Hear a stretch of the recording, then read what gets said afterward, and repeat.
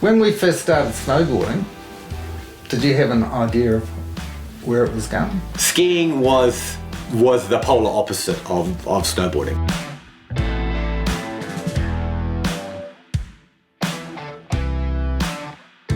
You got frowned upon on the lift lines. There was collisions between skiers and snowboarders.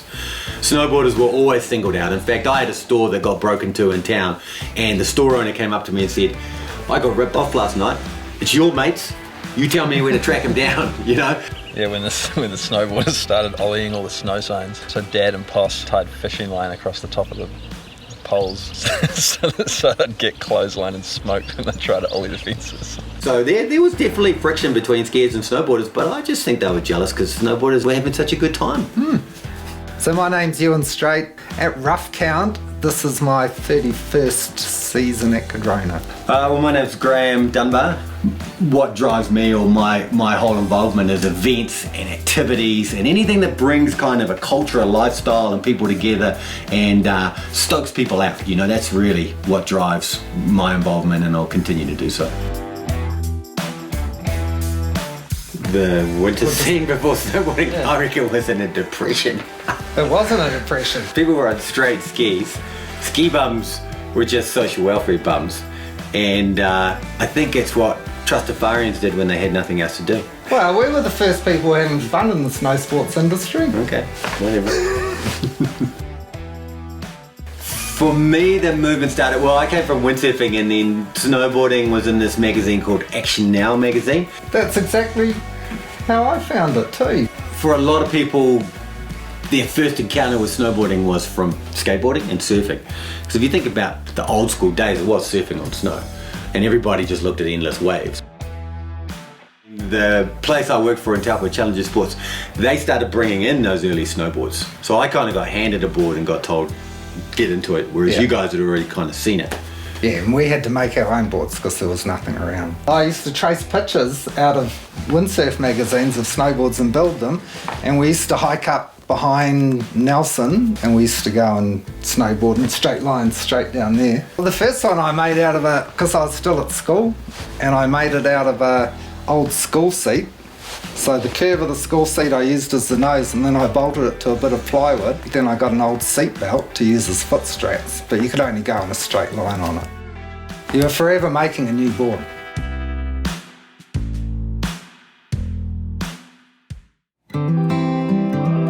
How did I end up in Wanaka? Well, because I was based in Taupo importing windsurfers, the company I worked for kind of went bust. Well, not bust, but they had to downscale by getting me out of there. So they actually got me a job with what was called the New Action Fun Crew, and I was always the grommet designated driver. I was pretty much slept in the corner of the flat.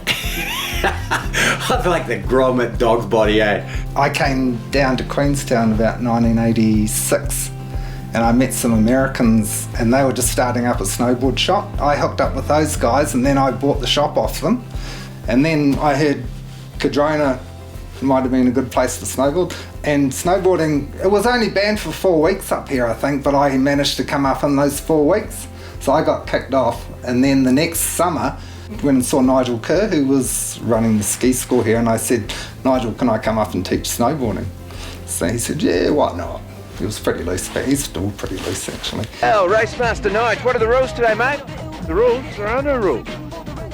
Fair enough. So every year there was a Snow Industries Federation ski trade show, and in the early days we turned up and there was one snowboard brand, which was Burton Snowboards, and there was probably 60 or 80 different ski brands.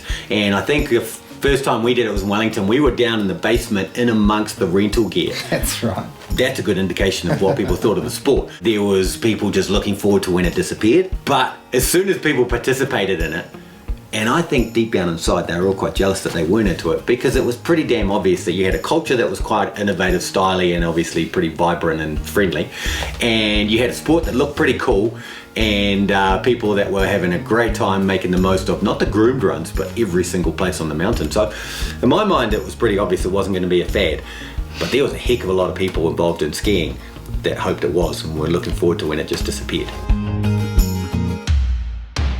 I don't know if I should tell that story, actually.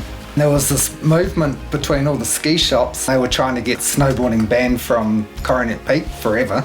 And they had a meeting, and I think I was the only snowboard representation there, and there was 5 skiers who were the main people who were trying to get snowboarding banned. And I can't really remember, but I must have made an impressive speech because it didn't get banned. I sold my shop. This was a snowboard only shop, and the guy that bought the shop off me in the end sold it to this guy that was at the meeting who was trying to get snowboarding banned, and he made a lot of money out of snowboarding.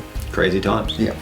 We were banned from Ruapehu actually in the early days, and we'd rock up to the platter lift and they'd be like, nah, just because we were out of control and they didn't know anything about it. I think what they wanted to see was that we could turn left and right, stop and start and ride the chairlift. You got to remember, it was a different culture coming to the mountains. It was such a different culture because you had ski bums, you had ski etiquette, which was people who pay to play and had the gear. Then you started getting a surf culture and a skate culture, and that was way different. And a youth culture, and that was way different on the mountain. Way different. It didn't really get accepted. Like, what the heck are you doing here?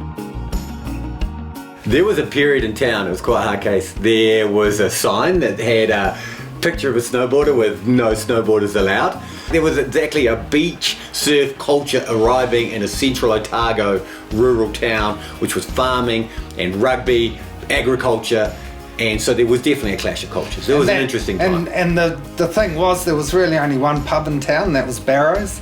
So you'd have those people that Spy was just talking about, and the farm boys, and there was always big scraps spilling out onto the streets. Yeah, I guess it existed for a while, but you know what? There's a heck of a lot of those crew now. But I mean, everybody skis and snowboards now. Yeah, that's right. That culture, that's gone. That vibe, you know. Yeah.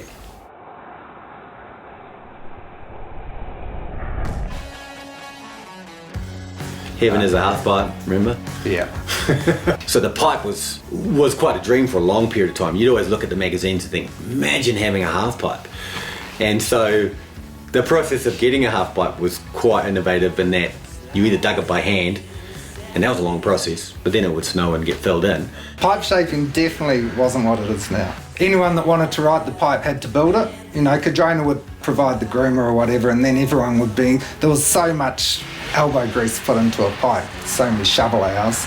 And then actually back in the days, there was a guy, Mark Biggs, and I guess you were involved in that, and they actually just cut a blade, it's up here somewhere, with little serrations in it, and bolted it to the front of the groomer and then just drove down the side of the pipe, and it got bent every single time it got used, but ended up creating transitions. So, I mean, that was crazy innovative back in its day. And what we used to do, and we were the first people to do it, was we used to measure a direct line down where the wall would be, and we'd get the chainsaw out and we'd cut a line down there, and that would be the vert, and then we'd chop that out, and then the groomer would come along and scrape back to that line. But that didn't happen till 93 or 94, and before that it was all, first of all, we used to back the groomer backwards and forward, side to side in the pipe. And the highways would get real kind of trenched and over vert. They were kind of gnarly, but they worked. Yeah. The halfpipe's got a long way to go because this is really the only halfpipe in New Zealand at Cardrona, and for the last 2 seasons it hasn't been up to par. All right, here we are in the halfpipe, and I'm going to show you a run here that starts with the basics of making small turns at the bottom of the pipe, and then gradually works up the walls until turning above the lip where things get exciting and you can start adding grabs and rotations to your pipe run. So if you wanted to ride the pipe, you just had to shape it yourself with the help of Cardrona? Back in the day, it would have been a week's work in between snowfalls. And nowadays, you know, you're talking $500,000 really for making your pipes. And Cardrona overseas is viewed as being quite influential in actual world snowboarding. And I was talking to Ali, he shaped the last Olympic pipe, and he said, you know, something needs to be said about how Cardrona has influenced the way pipes all around the world are now. Back in the day, Nigel Kerr was the ski and snowboard school director, and I remember him coming up to us and saying, you guys need to get your act together and someone needs to do a certification. And so we did. And we also used to run the Snowboard Association, which was events. You just had to break down the biomechanics of snowboarding and then speak the same language. And I think we wrote like a 15-page manual, and that was the start of it. And then we travelled the country certifying instructors right around the country. So someone that learned at Cardrona would learn exactly the same way in the North Island, and there wasn't 10 different ways of being taught. And then we even branched into doing elementary coaches courses because the competition side of things and the desire to compete internationally was growing, and so someone needed to take care of that side of things as well. So that organisation, it's changed its name, but it still exists today. But for Ewan and I, that was 20 years of our lives. Must have done something hard, eh?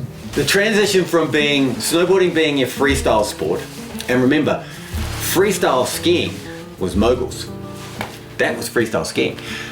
And then free ride freestyle skiing kind of evolved, and in fact, free skiing and freestyle skiing battled over what was termed freestyle skiing. And then I guess through snowboarding and having side cuts and carving turns, ski technology changed. And because of that whole jib culture, freestyle, leaping off cliffs, riding hips and banks, riding forward and fakie, skiing changed to a point where nowadays skiing, there's no animosity between skiing and snowboarding. And I think what there is there's a race culture and there's a freestyle culture. And it doesn't matter if you ski or snowboard. And in fact, the kids do both nowadays. I guess reflecting on the sport and what it's given me, what it's done for me, and where it's led to is, you know, I started in '86, and I guess I was a teenager. Well, my son now rides here, skis here every day, and absolutely loves it. And I get a lot of people saying to me, is your son gonna snowboard? I don't care, he loves the mountains. And you know, for me, that's kind of as good as it could be. We can bring our son to work, he's absolutely fallen in love with skiing. He'll try snowboarding one day, it'll be down to his buddies and him all trying it. But the most important thing is he loves the mountain. You know, you talk about whānau and family, and I hope I don't die here, but I have tried to escape in the past, but it's always like, oh, geez, I miss Cardrona. And I end up coming back. Nice wrap up. Was that a good wrap up? Yeah.